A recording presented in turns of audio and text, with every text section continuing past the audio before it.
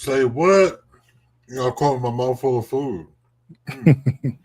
So, y'all, it's Monday, and welcome to M3 Live. Every Monday at 3 p.m. Eastern, I meet with Greg to play video roulette. We got a bunch of videos. Love it. And, I love doing that. That's just like most things I see, I love. Yes. I'm like, oh, we getting this. Are we doing that? Shout out to Wendy's for providing lunch today. Yes. Thank you, Win-Win.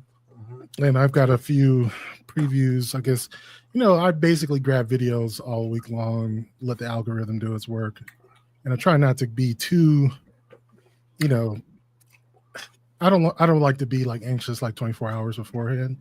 So I always have some videos, and I end up using a lot of them on Monday. And those are usually around like, right now I've been getting a lot into like friendship and communication, things like that. I feel like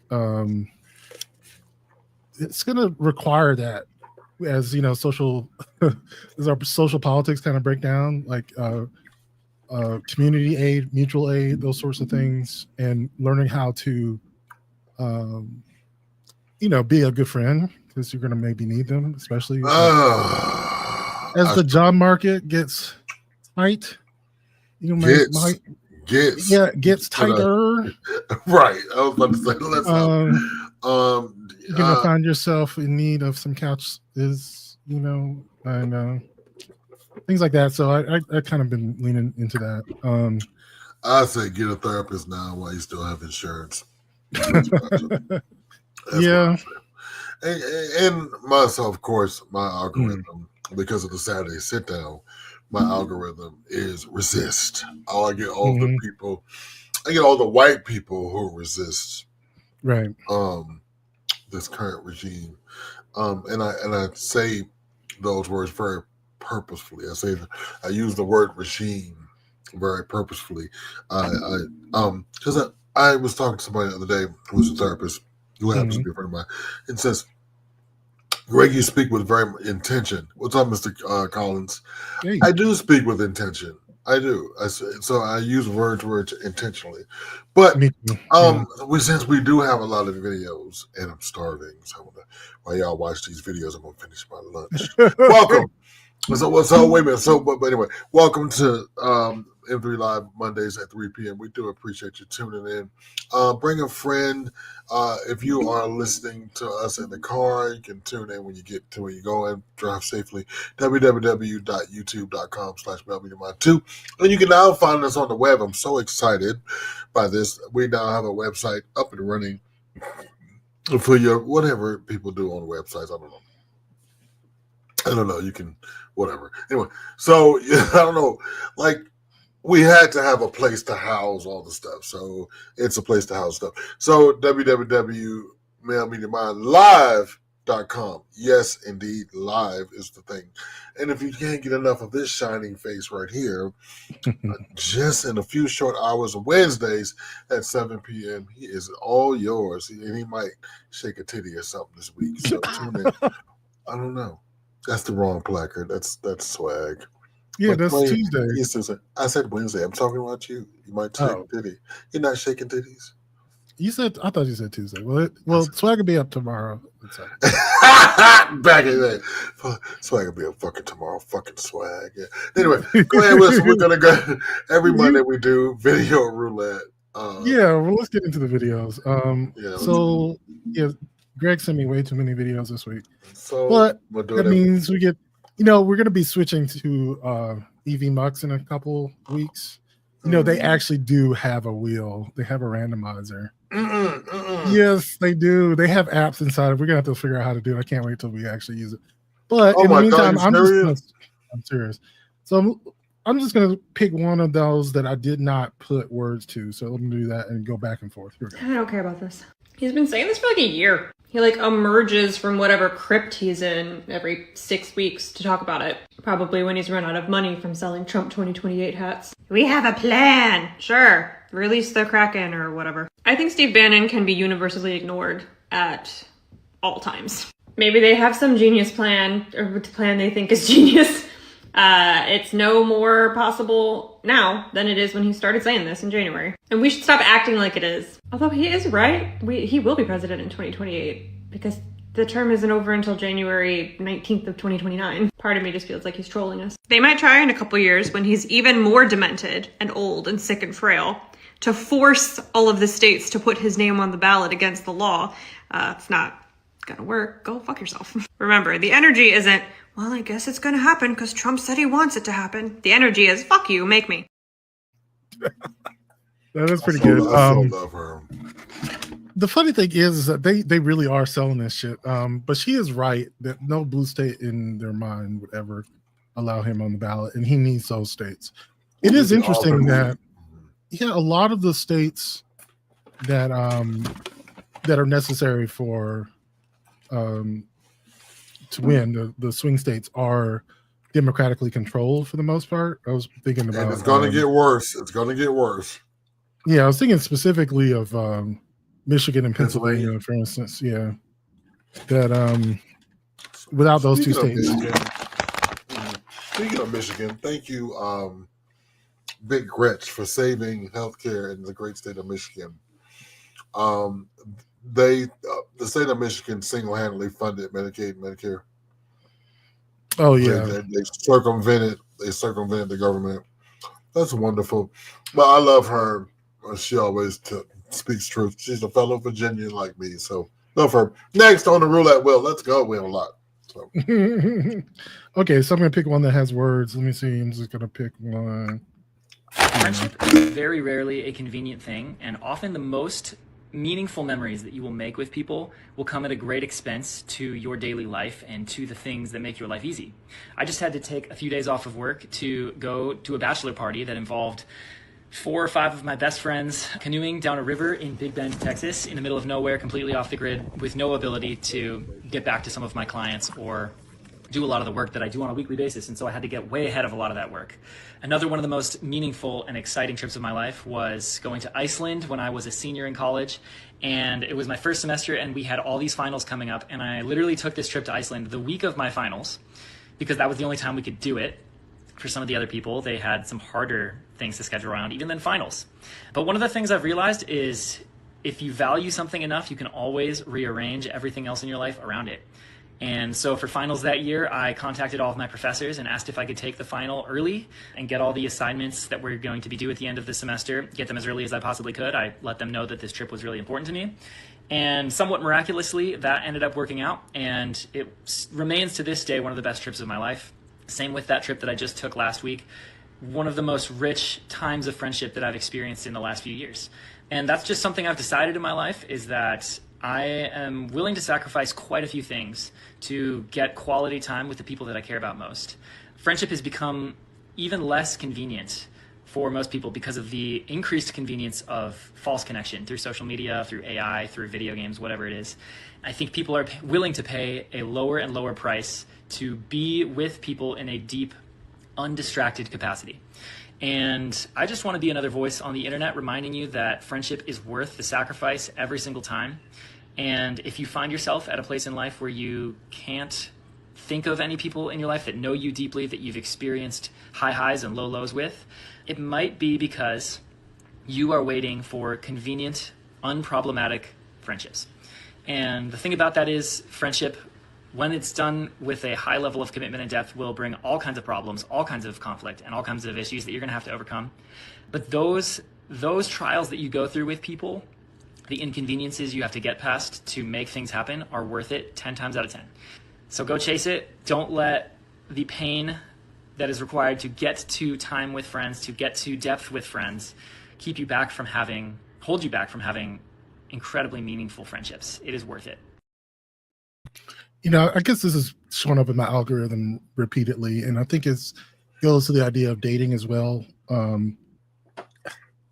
I do think the apps have broken gay people's brains because of the convenience that it allows you to hook up with people.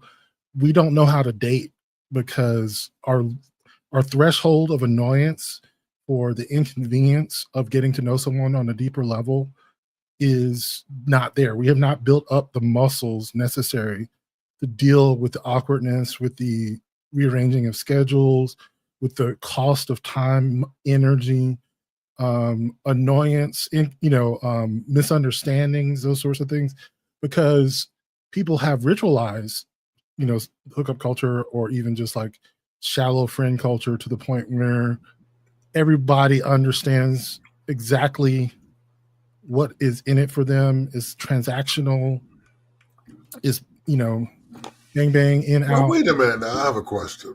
Yeah. So my question is, you and John are quick with the block button. So not me. So when I was out there, I don't know if John's quick with the block button. I think he actually entertains them a little more than I do. No, he doesn't. He doesn't. Trust me, he doesn't. I'm telling you, like the conversations that we've had privately, if something is out of his scope, no picture, you asking for something. You know what I mean? He doesn't take for no, because I'll ask, well, why? No, it's okay. I'm saying it for myself. I'm trying to get away from that entire place altogether. Like going on. Like first, yeah, no. Like when I got my new phone, those apps are not on my new phone. Like there's not there. So I think I find it a great place to socialize. Hey, Sammy, I find it a great place to socialize. I'm not.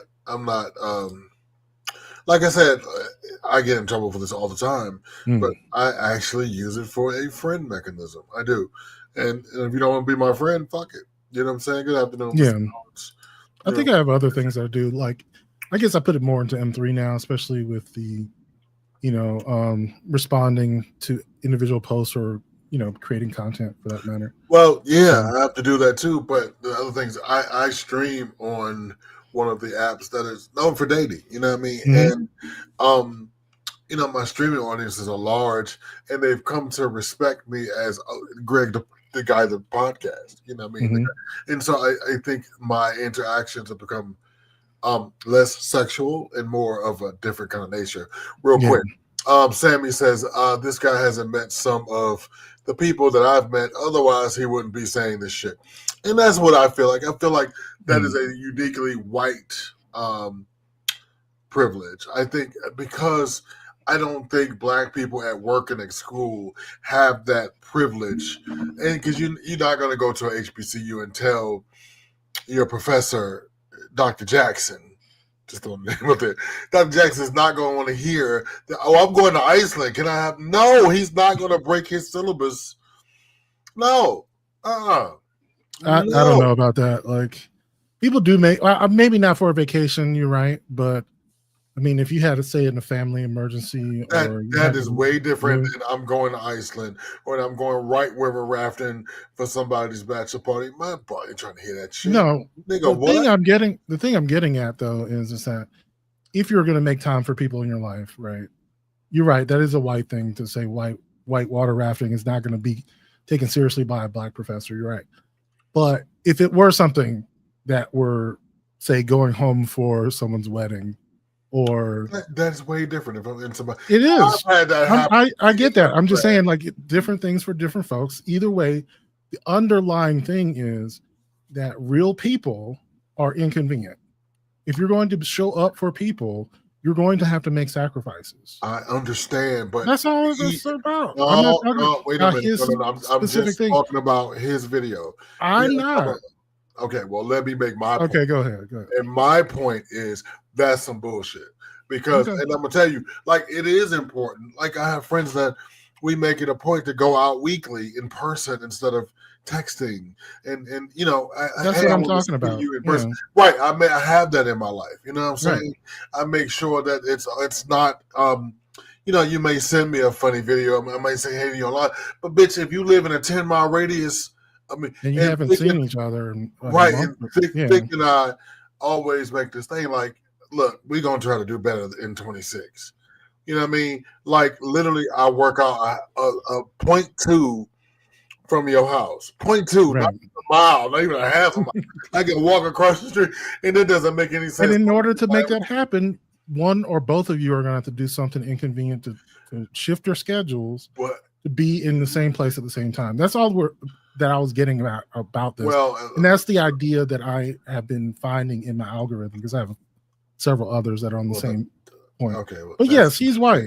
So he's going to say white shit. Well, yeah, I don't think black people have that culture. Go ahead on to the next. Yeah, I know. I'm saying we need to make some changes. So here we go. No, it is a top drought. We need niggas going to medical school. We need niggas who want to be engineers. We need people who want to learn how to fix cars. And we need people who want to be stern, unequivocal tops in this season. My God. I understand the diverse girls are out here. I want to respect the sides, you know. As a elder bottom girly, absolutely. But we can't maintain the recipes without, I mean, a half sandwich is cute, right? A sandwich with a bottom piece of bread and a snack on top is cute. But a sandwich with a top piece and a bottom piece, my God, on today, huh? If Subway sent you 2 bottom pieces of bread with your sandwich in between, you'd be like, well, girl, I mean, it's cute, but where the top piece? And over the last 20 years, the brain drain of tops, the Arby's drain, if you will, of tops has been rough. And these new top niggas don't need to be topping. They need to be stopping. You know what I'm talking about? Well, you know what's funny is that there is actual research on the difference between tops and bottoms, you know, like the numbers. And I've often heard people say that there's always, you know, a lack of tops, but there have been some research within the past 5 years that basically confirmed that. And the way that they did the research was basically spying on people's search histories and things like that. So they didn't just take people's word for it. Like they didn't just ask them. They got permission to look at their history. And so basically the breakdown is like 30, 20, 10. So about 30% of gay men identify as bottoms, 20% as verse, and 10% as tops. And then you have a bunch of others that are just kind of like sides or oral only, or, you know, which is surprising when you say like only about 60% of people. The sides are actually some of the largest groups. People who do not engage in anal penetration, which is hilarious because, you know, you wouldn't think that, but almost 30% of gay men don't. They're either just masturbating or just rubbing one out, oral only. So anyway. I must be difficult today because I find that to be somewhat dishonest as well. I think besides and people that are versatile and stuff like that, there are some versatile people in the world. Mm-hmm. I think basically, and we can go on from here. They kind of give up looking for a top, so they pick something else. That's just my opinion. Well, yeah, that's the question. The 20% who say that they're verse, are they verse or are they just bottoms? I don't know. Who are sick of the search and the sides.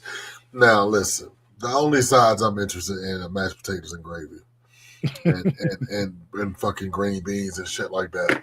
I mean, fuck that. Hold on, Sammy. Here we go. Sammy's laughing out loud. Wanted top piece of bread. Yeah, that was hilarious. And you know, and the music kind of took me out the game. Again, I know I live in the wrong region. Ain't no one ever checking for me. I'm about to mark myself as expired and take myself off the shelf. Oh, please. Oh no, not you, Sammy. Stay in the game. I always tell people, stay encouraged. There's for every pot there is a lid. There's a lid for every pot. Next video, please. Thank you. All right, let's see. We're gonna get one with words. Let's see. Click. I don't even know which one this is. I pride myself on making videos that are simple, man. When I was getting my master's in economics, I remember thinking, I don't want somebody to have to get a master's to understand me. The question that I'm going to ask you at the end of this video is going to be very simple, but it is going to be very, very uncomfortable. So Gretchen Whitmer, the Democratic governor in Michigan, just passed a bill that fully funds Medicaid in her state. So the people in Michigan almost lost their healthcare coverage to Donald Trump's Medicaid cuts in his big, beautiful bill. They got this close. But Gretchen Whitmer stepped up and said, not on my watch, not in my state, I'll protect it. But if you remember, Donald Trump won Michigan in 2024. He carried the state. The people of Michigan voted in the guy who just tried to take a sledgehammer to their healthcare coverage and got saved from the consequences of their vote by their Democratic governor, by Democratic politics. So here's your uncomfortable question.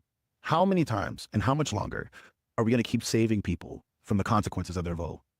How much longer do we expect people to be able to wreak havoc in presidential elections and then hide behind the refuge of Democratic politics? The Republican president, George Bush, gets elected and gets handed an economy from Bill Clinton that's booming. The GDP is at 4%, just created 22 million jobs. The unemployment rate is at a 33-year low. America says, yeah, thanks, Democrats, we got it from here. Hands it to George Bush. He leaves in a recession. Obama gets handed an economy that's losing 700,000 jobs a month, fixes it up, makes 16 million jobs, cuts the unemployment rate from 8% to 4.8%. America says, yeah, thanks for pulling us out of recession, Obama. Thanks for pulling out of recession, Democrats. We've got it from here. Hands it back to the Republicans. Hands Donald Trump an economy that is on the largest economic expansion in the history of America, 128 consecutive months. Trump leaves it in a recession again. Actually, 10 of the last 11 recessions have all been under Republican presidents. How long do we expect Democratic politics to clean up your mess? Democratic politics killed cigarette usage indoors. Republicans fought tooth and nail against it. Democratic politics created Social Security, Medicare, Medicaid. Democratic politics created the 40-hour work week, the minimum wage, the VA, the Civil Rights Act, the Voting Rights Act.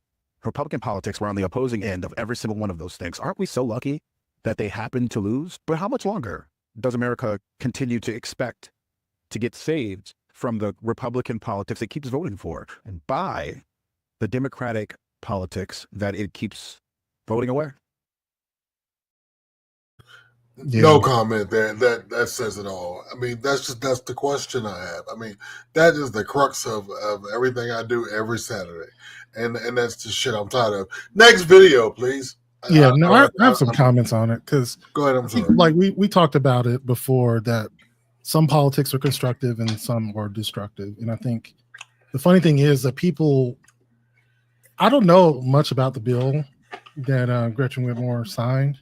I guarantee you that it was expensive, right? Like it costs money to pay for healthcare.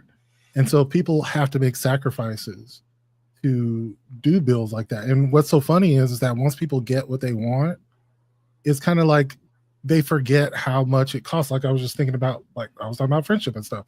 The people want the reward without having to pay the cost. And it's funny that that he mentioned that, like particularly Clinton and Obama turned around horrible recessions, right? Like both of them to the point where if I remember, the economic situation from the end of Clinton's term was that we were due to actually pay off our debt in a decade, right?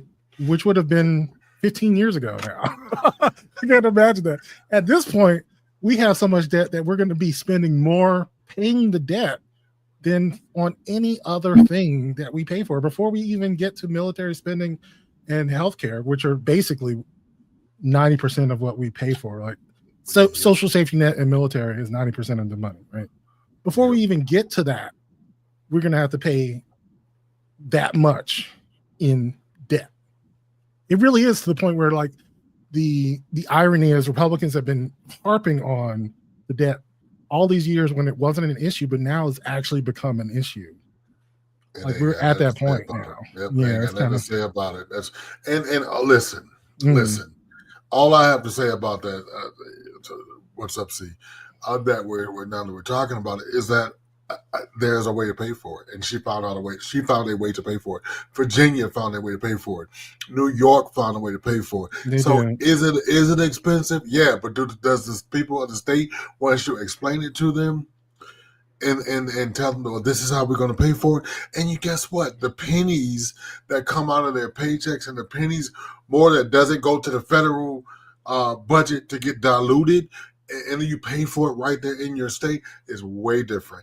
And the same thing is going to happen with gay marriage. It's going to be all the blue states are going to protect gay marriage. Some of red states that are fairly, I don't know, because these red states are popping up with blue legislatures every day. And I tell you, in Virginia and New York and California, there's a shift happening. So if you're in the great state of Virginia, please go vote on November the 4th. Abigail Spanberger is on the precipice of becoming the governor of the great state of Virginia. But please go vote. But I just that explained in my head what I wanted to say out loud each and every Saturday. Next video, please. Yeah, and it's unfortunate. I think that is going to continue to happen, unfortunately. But let's see. They might as well let Obama run in 2028. If Kamala would've done half the shit, they burn her at the stake. A black man wore a tan suit and you niggas were irate. A white man at the White House, now y'all don't have shit to say. This is how you know this shit's always been about race and never about the president-elect making this country great. They say the No Kings protest was a riot full of hate, so by that train I think in January 6th was a parade. To anyone who voted for him, know you're a disgrace, and know you're the minority now in the human race. Trust ballrooms what they can't afford and healthcare's what they can't. Who votes for tax cuts for a millionaire while making minimum wage? That's it. Yeah. That's it. No, I was going to say, like, we talked about it before about the politics of selfishness and the politics of magnanimous, like morality. Like, we're clearly big thinkers. We're part of that group that actually sees the bigger picture, and you can see how stupid people behave. But what Republicans have figured out, and it will continue to win elections, is if you can say, oh, you want health care for everybody, or do you want a tax cut? People will take the tax cut, unfortunately. So, let me push back on that. Yesterday, Speaker of the House Mike Johnson told a bald-faced lie and told the American people to go to his website, go to Section B, something. And we're normally lazy, and we normally don't. But at this particular junction, 500,000 people realize that Mike Johnson is lying, because they went to go read the big beautiful bill section, and you know what it says, that because the Democrats put in writing their pushback to why the government is closed.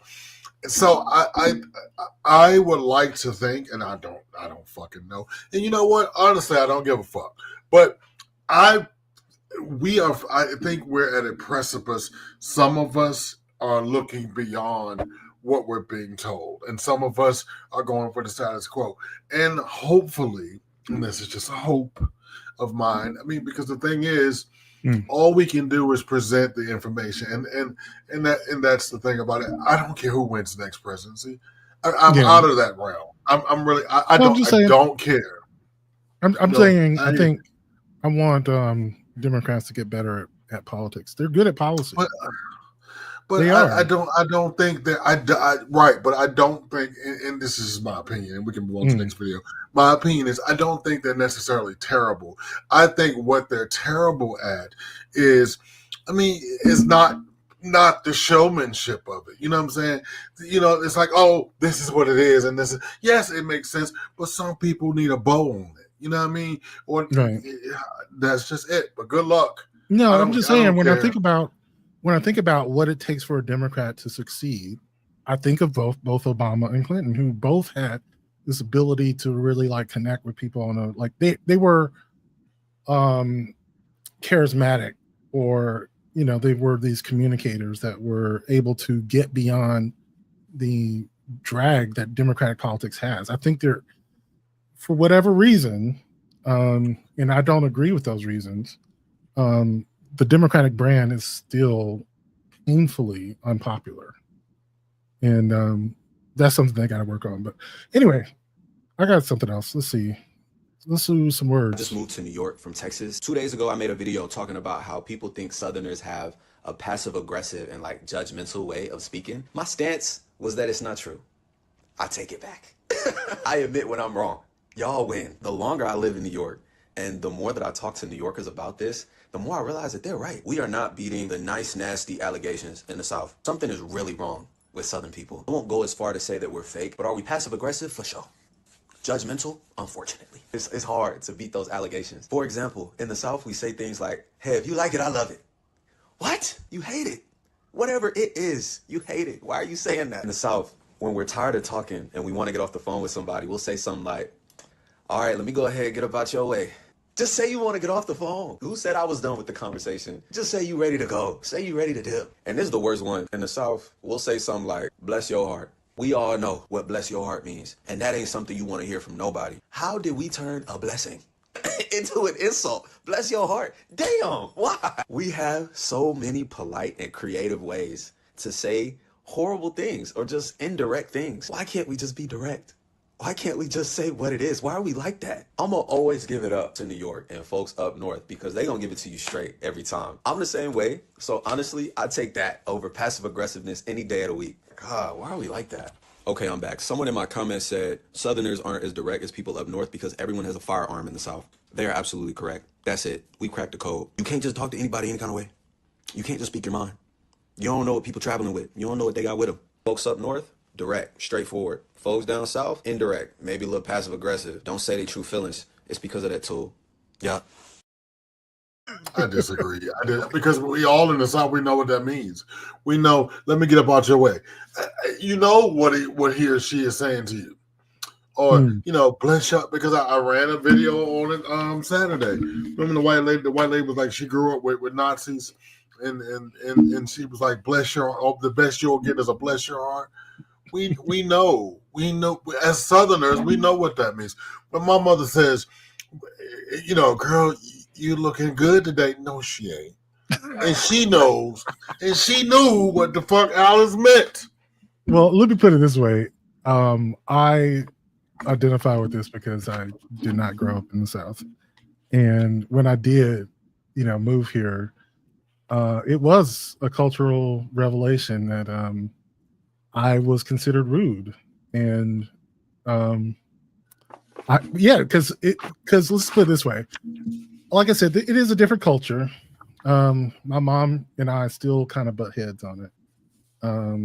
Where the culture or the nuance? Or the communication, the nuance, right? So, like being too direct to a person who's indirect will seem aggressive. Maybe, like ready fighting words, right? And so in the South, you do say it differently. And if you're not from that culture, you're like, what are you talking about? And we talked about it with on Swag Show about it's cold in here. Are you telling me to turn the air off? Are you telling me to turn the air off? So it would be nice. I hear kiwis are on sale, like yeah, we talked about Are you telling me I should go buy kiwis? Are you telling me? So let me. I'm gonna just be clear. As someone who grew up in the South, then moved to the North, people in the North are just as passive aggressive.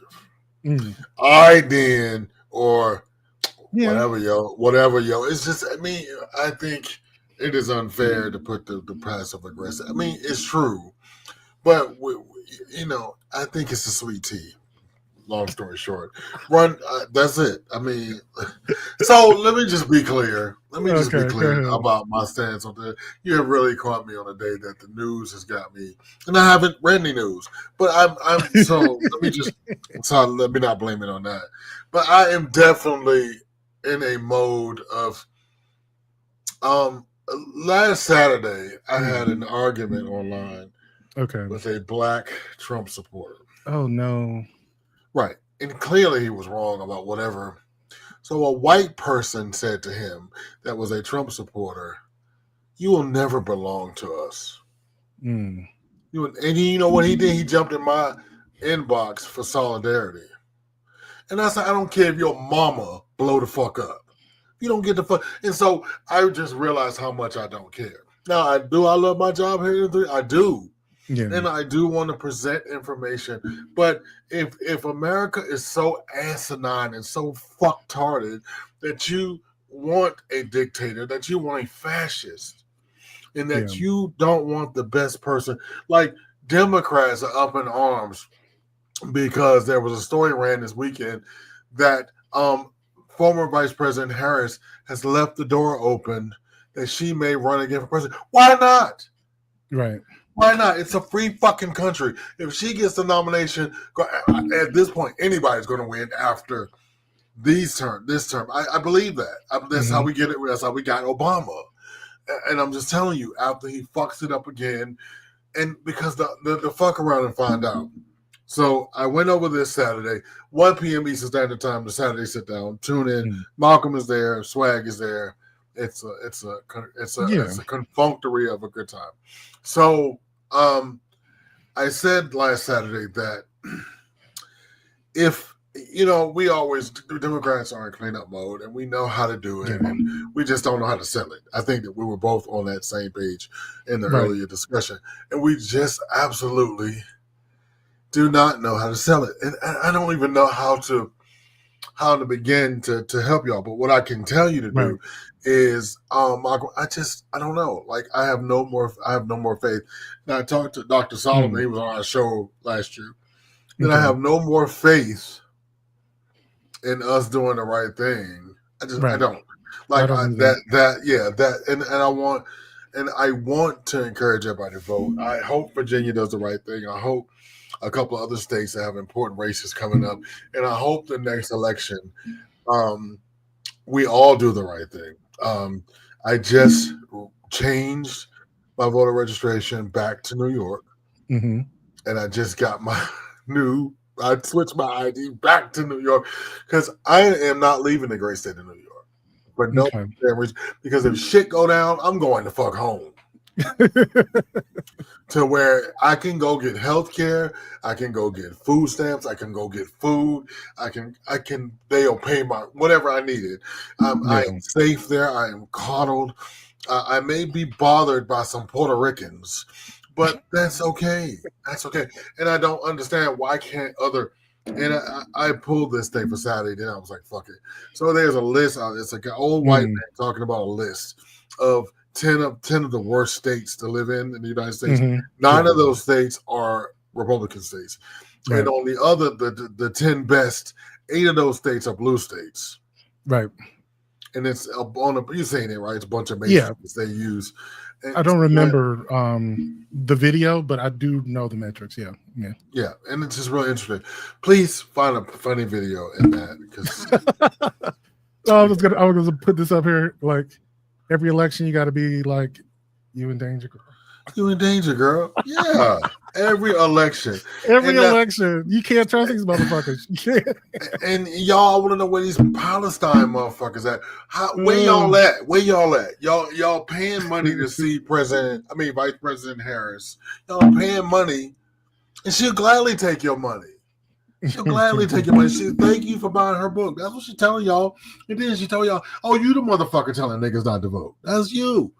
All right, what's the other guy? And that is true. Molly, you're in danger, and we don't even care. But there's a $300 million ballroom that most Americans, and he's taking the Bride Ballroom. That's what I'm calling it now. Listen, that's a good one. The Bride Ballroom.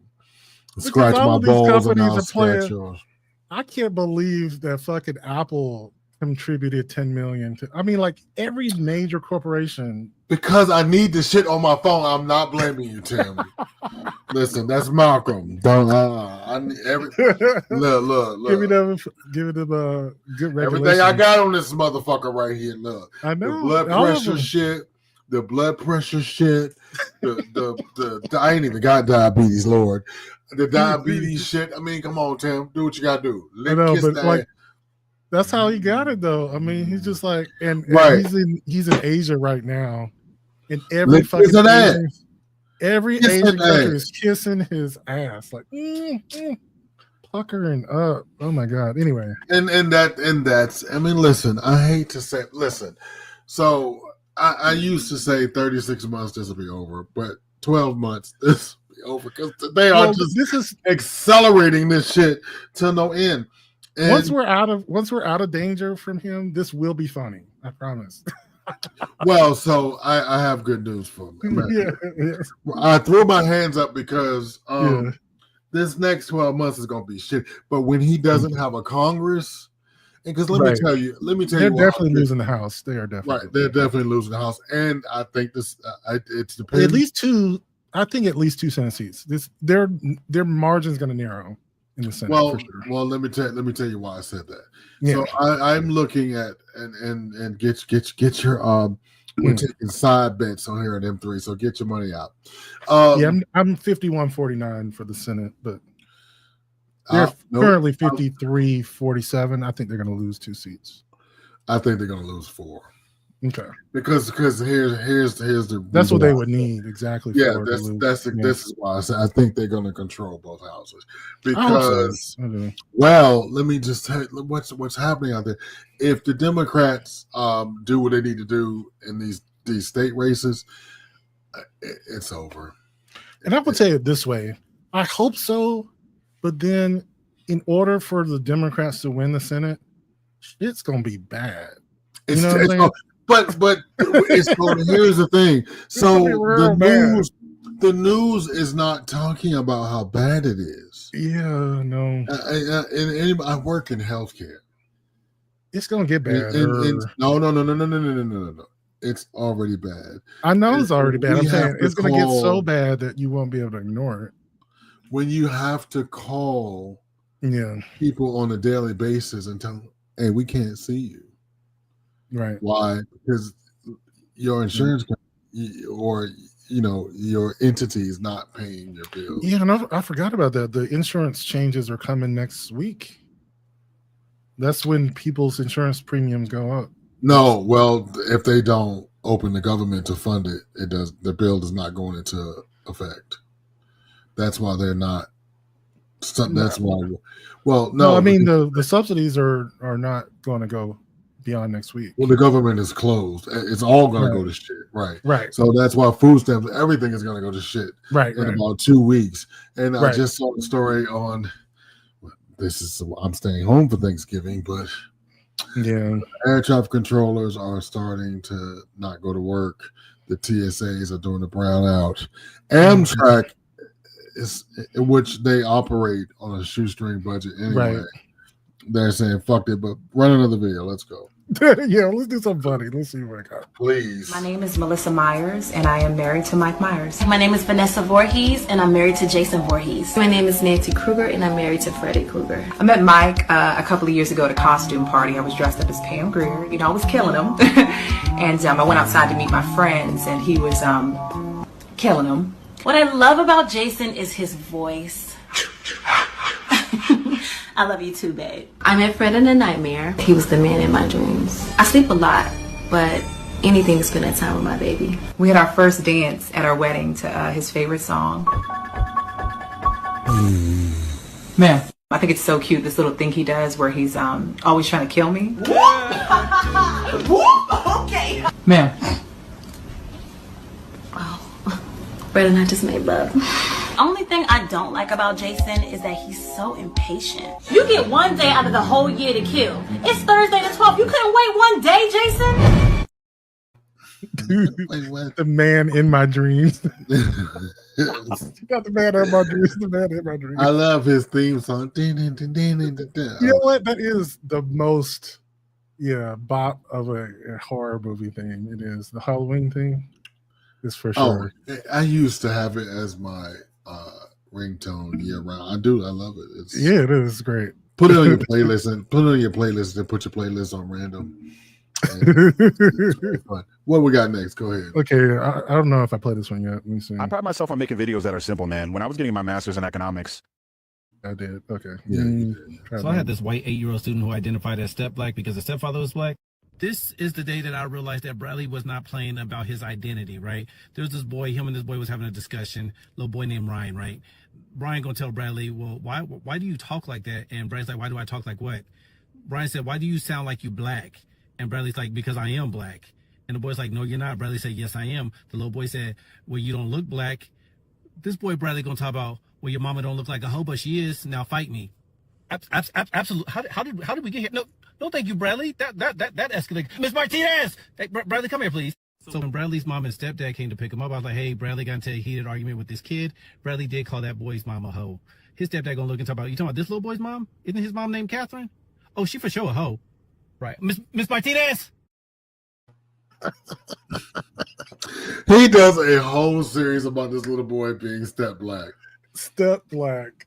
He said, that little boy's like, so your mama don't look like a hoe, but she is. Okay, now fight me.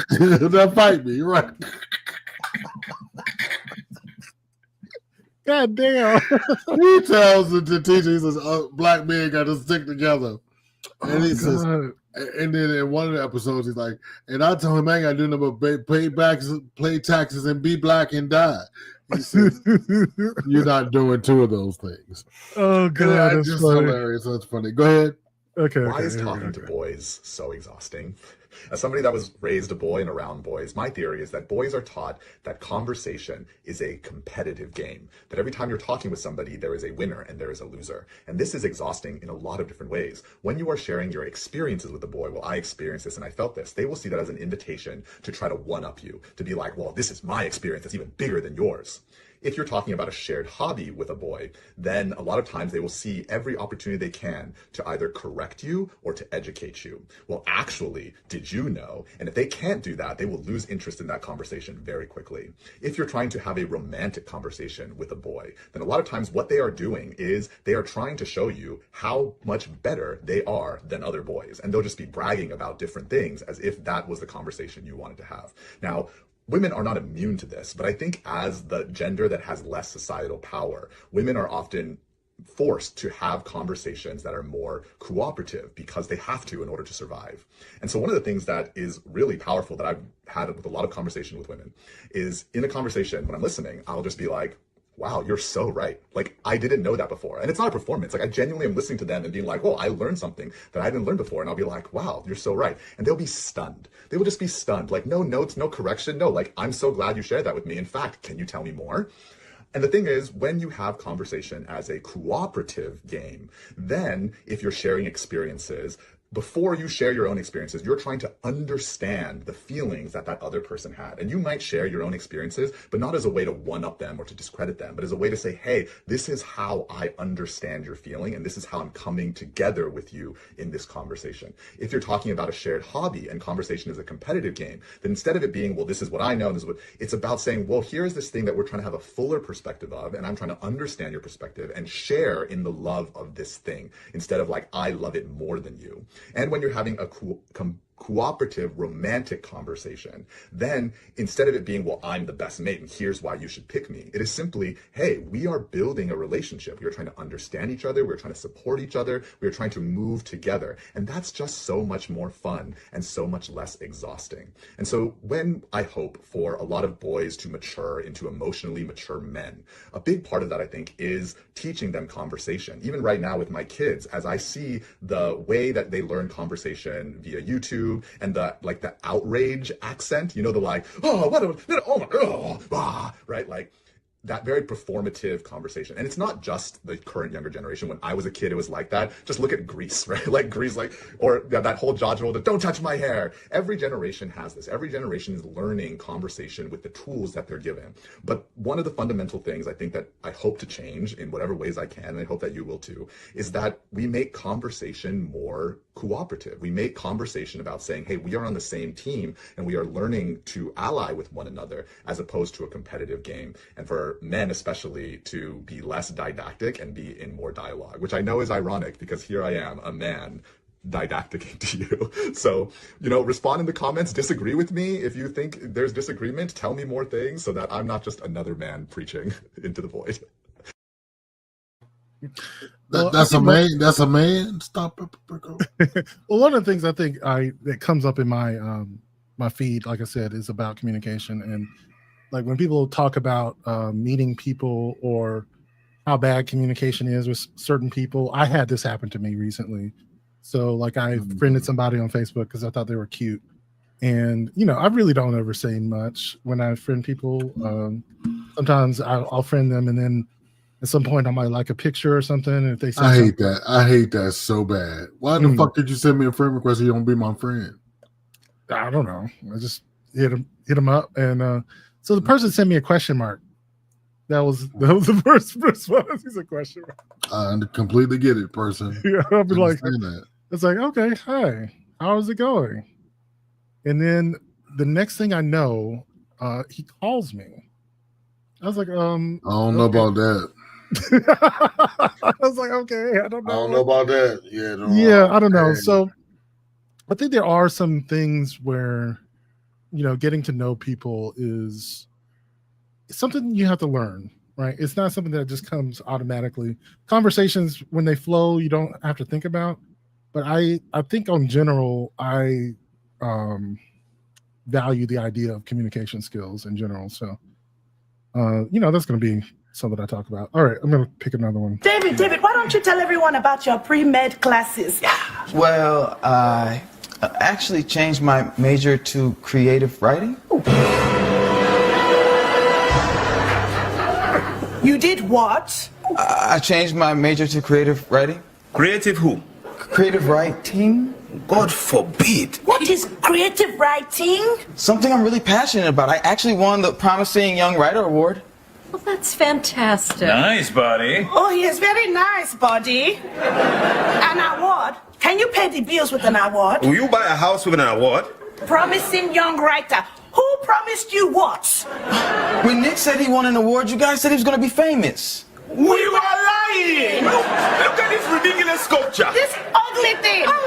Mark my words. In 2 years, Mr. Picasso here is going to be a bag boy at Trader Joe's. Hey, we're right here. You can be a doctor for 40 or 50 years and then do your writing once you retire. Sorry, I'm just not passionate about being a doctor. Okay. If you really don't want to be a doctor, you have to. How about a toast? Here's to Nick and David. Two promising young artists. Oh no, we are bleeding. Oh, is there a poet in the house? Someone call a poet. I didn't see the original, but I thought of you immediately when I thought about that. So you don't want to be a writer? You don't want to be a doctor? Okay, now you have to be. You have to be, right? And I thought about, luckily your mother was a creative, so when your brother came home and says, "I want to be a writer," and they're like, "Yeah." At the same time, my mom was like, she refused to let me be a teacher, though. She was just like, if you ever decide you're going to be a teacher, you're dead to me. What? Not seriously, but she was just like, yeah, I get it, but she was just saying like it's poverty wages. It really is. But anyway, well, they do better now. No, not really. Maybe she's right. You do get the summers off. I guess that's a plus. So you can look for more work. Nice. It's a job where you have to have another job, right? And then the other thing is, gosh, it wouldn't be so bad if people were interested in raising their children, but they're not. They send them to school. Not only that, they try to squeeze extra work out of you. They want you to take your work home. That is the point that I don't understand. Like parents out there, raise your fucking children at home. They go to school to learn, because the teachers, because I have a lot of them friends and things, they go to school and they spend so much time on things that you should have taught them. It's like that. Next video, please. Yeah, we are barreling towards woefully underfunded. Yeah. Not y'all talk about the Mexicans being DL. I thought y'all knew the Mexicans was DL, honey. How you think the girls be getting their coins in the summertime, honey? It be harvest season, honey. The essays be spending their cornfield money for their tranny surprise. I thought y'all knew that they was. But you thought they was different? Because they came from south of the border? Child, they be just as fruity as a pair of coconuts and a papaya down there, huh? A lot of the girls be dating Mexicans, honey. They be telling you that they man is Latino and you be assuming Rican or Cuban or Dominican, honey. No, it be Jorge with his little reddish brown ass. What made y'all think Mexicans was straight? These be the same men in mariachi bands dressed like Celia Cruz. I'm so disappointed in y'all for not already knowing the t-shirt. Everybody DL. Your baby daddy got a baby daddy. I just want y'all to know that. Okay, that was good. Oh, God. Your baby daddy got a baby daddy. Baby daddy got a baby daddy. I was like, wow, that's crazy. Okay. Hold on one second. Let me pull these. Oh, that's good. Okay. Hold on one second. When usually, okay. I'm sorry. I'm trying to catch up to the right Sammy quote. It's not just saving people; it's saving white people that hate us. they're willing to shoot themselves in the pinky toe. And it's like, yep. It's preach, brother. They're expecting us to save them. They're expecting us to save them. That is my problem. That is my angst on today, Sammy. Thank you for capturing. And the problem, of course, is what's the alternative? Hopefully. Well, anyway. Yeah, no, that's all I'm saying. It's no, it sucks. Right? It's no. Donald Southern usually throw it up God, but be doing the devil's bidding always. Yeah, you can't say it's cold in here and have the next to nothing on because bitch, go put some clothes on. Northern speak, right? Right. I got a text this morning. My food stamps will be delayed. I already get my stamps on the 9th of the month. Damn. Well, at least they didn't tell you that they're not coming. So that's the next message. Yeah. That's the next. Yeah. Yeah. My man. Hopefully they'll get it shit worked out though. I hope so. Well, no, I don't know. It's not on the horizon, but you can hope. Well, when do you get hope? Hope is when did you, something. Who are you? Somebody just kidnapped I'm quoting you. Hope is when the belief in the unseen. Remember? No, fuck you. How about that? You see, y'all see now. Y'all see this shit. Y'all right? Y'all see this shit live in person. He's trying to trigger the fuck out of me. Yo, he says my man always trying to kill me. Oops, you missed me. Oh yeah, that was hilarious. I just watched this. Cute. He trying to kill me. Oh, right. This is so on brand for certain cultures. Yes, and Latin because listen. Yeah, the conversation. My father was still living when I was an undergrad, so I wanted to be fine arts major because I wanted to be an actor at one point. And my father was like, in his thick Cuban accent, "What? Who? Excuse me?" I got all that in one sentence. So he says, What will you do? What job will you have? I said, what do you mean? He says, no. He says, and literally, he says, my money is not paying for that.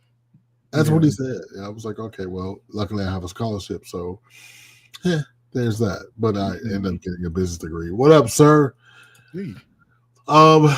That's a t-shirt. Your baby daddy got a baby daddy. It is a t-shirt.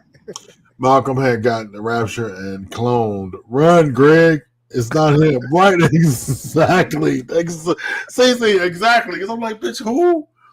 I know, we're in Swedish places. But I try. Listen. I'm trying to be hopeful here. I try. God, I'm trying so hard. And let me tell y'all something. Y'all just don't you think we just get up here and talk to each other. We have to look for this stuff. We do. We have to know what the fuck we got to do. Because if I tell you cultural stuff, I don't know. No, man. No, because I need to know when because the killer is in the White House. I'm sorry. Yeah. I can no longer afford to turn my back. I do cultural shit on the weekends when I go, you know what I mean? When I go to the actual cookout with actual black people, when I go to church, when I go to, coming up next, right here on M3, not next today, we need to start doing more than one program a day. I wonder how will that work out. But anyway, so coming up next, tomorrow is my man Swag for Life at 7 p.m. Eastern Standard Time, the Bewitching Hour here at M3. Not today, but normally join us for Patreon, patreon.com/MailMediaMind. And what that entitles you to is to exclusive access to our Telegram page, which is the reason Malcolm had to get a terabyte. A terabyte. No. Wait, let me finish. The reason Malcolm had to get a terabyte iPhone memory. A terabyte. That's so nice too. I don't have to delete none. I have the same phone. I know. And it's 512 gigs. I ain't got to delete shit either. I got right here from the 70s. But yeah, so there's a reason why he has a terabyte. To go to become also, on Patreon we got books. Let me see some of them. This is from last month, but I still have this up here. The was it the Patternist series from Octavia Butler? Yes. The Trees from her estate got so paid. Mm-hmm. Yeah, I'm so hurt that she did not live to see all that money. They gave her like what, $300 million or something. Yeah, and that was in the early 2000s. So her children and children would be rich. Yeah. Rest in peace, Octavia. Absolutely. What a visionary. She imagined all of this. I know. I got a biography of her, so I'm going to read about her. I've been reading her books. She wrote mainly like early 70s, 80s, and 90s sci-fi. Yeah, she is the mother of Afrofuturism. Mm-hmm. If you're not familiar with it, ask Malcolm Knowles. No, I'm just kidding. Afrofuturism is the. But yeah, no, like this right here was like one of the best trilogies in science fiction. We were like on the level of like Isaac Asimov. You know what I'm saying? Yeah. But like, wait a minute, Malcolm. They don't know who Isaac Asimov is. Stop. Yeah, they do. No, they don't. iRobot. Everyone knows. Thank you. No, everybody does not. Stop assuming. That is the Republicans' problem with us. We assume everybody's smart. Yeah. And they're not. So there you go. He has the invasion begun at Calvin Collins? Yes. Yes. President Poopy Pants is the leader of the opposition. Yeah. Malcolm, you got too many vids on the Patreon group.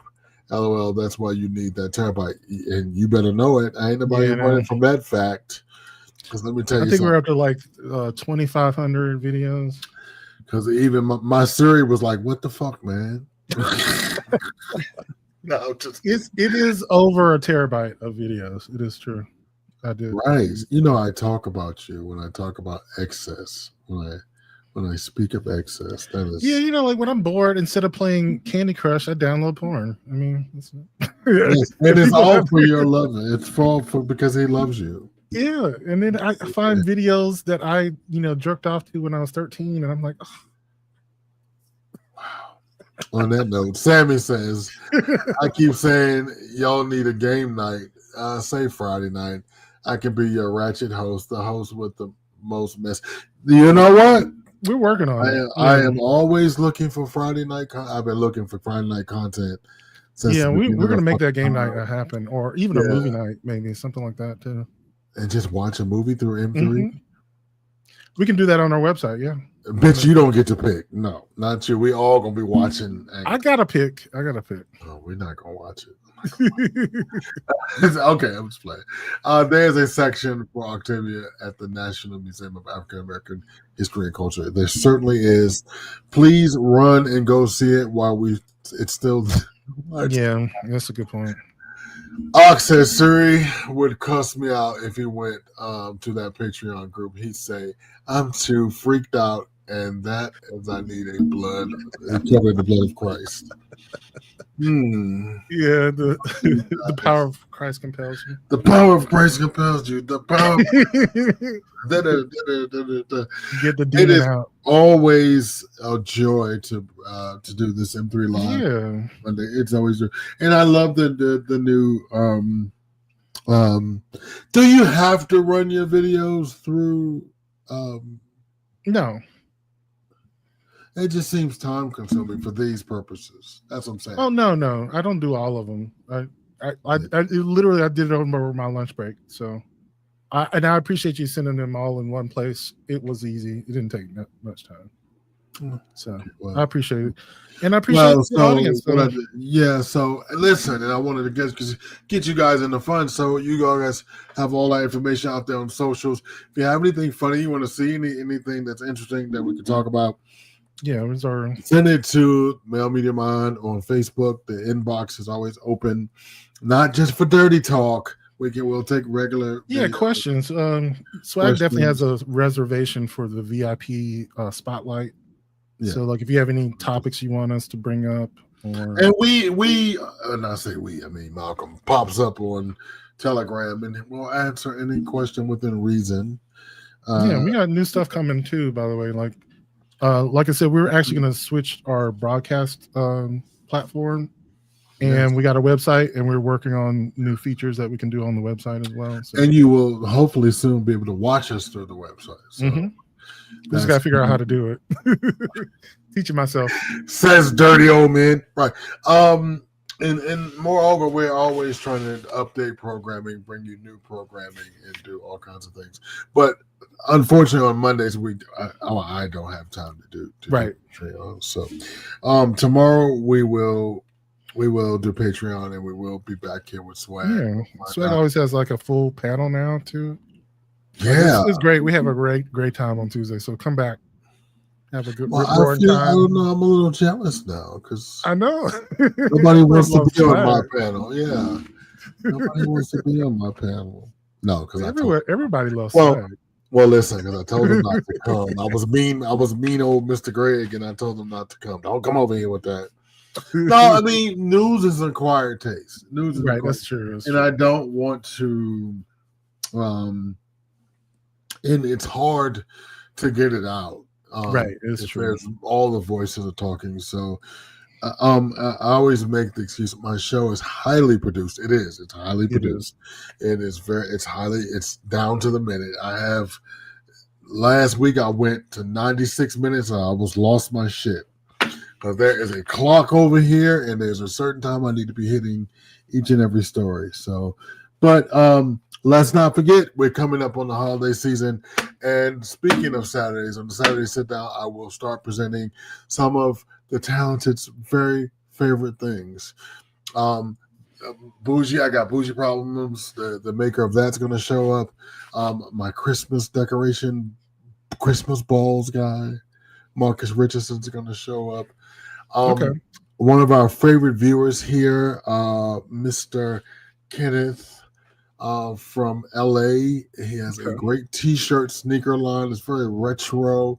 I'm excited about that. So if you have something that you would like to get out to the world and that you can send me something for free and let me test it out, and and I will have you on one Saturday and to do the Talented's favorite things. Malcolm, I'd like to thank you for creating this beautiful platform for us, and thank you for always being an ally to the community and putting up nasty photographs for us to ogle men of color. You know, because I do realize in talking to people online that you don't do. I don't know why. He always sends me out there to do stuff. But anyway, like I realized that when I talk to people, there are not queer spaces for people of color. We would think they are because we live in populated places, but there are not a lot of, where they're usually popping balloons and dating and they're not doing anything. I didn't realize how people looked at us as highbrow. Yeah, that's true. You work over there. That's what they tell me.